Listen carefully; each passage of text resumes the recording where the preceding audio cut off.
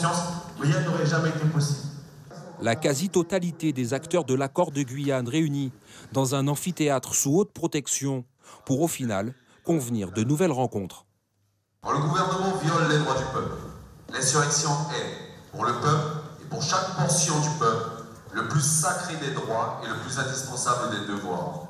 Ça a un peu tourné en rond au début parce que le comité de suivi local général, nous savions que ça aurait été difficile d'organiser une méthodologie de travail aujourd'hui. Donc nous avons sollicité le préfet, nous avons demandé au préfet d'organiser différemment les choses, que les comités de suivi se fassent de façon sectorielle. C'est cette méthodologie-là qui a été discutée aujourd'hui, c'est ce qui est décidé. Et durant la première semaine d'août, nous avons demandé à la préfecture de recevoir le collectif pour la Guyane décollée pour que nous puissions fixer les modalités de réunion. Il fallait que nous mettions rapidement au travail. Pour le sénateur Georges Patient, cette réunion n'est pas négligeable, même s'il faut avancer vite et bien.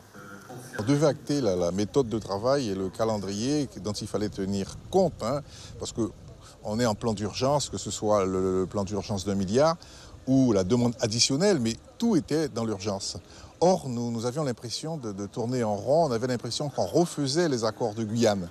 Donc j'ai pensé qu'il fallait que j'intervienne pour rappeler le principal enseignement que j'avais tiré lors du comité national de suivi, à savoir faire en sorte que lors de la visite de la ministre prévue en septembre, on ait un document un peu plus détaillé sur le plan additionnel, le plan de 2,1 milliard.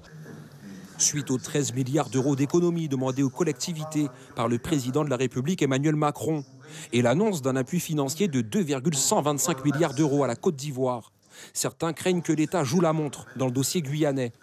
La ministre des Outre-mer, Annick Girardin, sera dans le département au mois de septembre.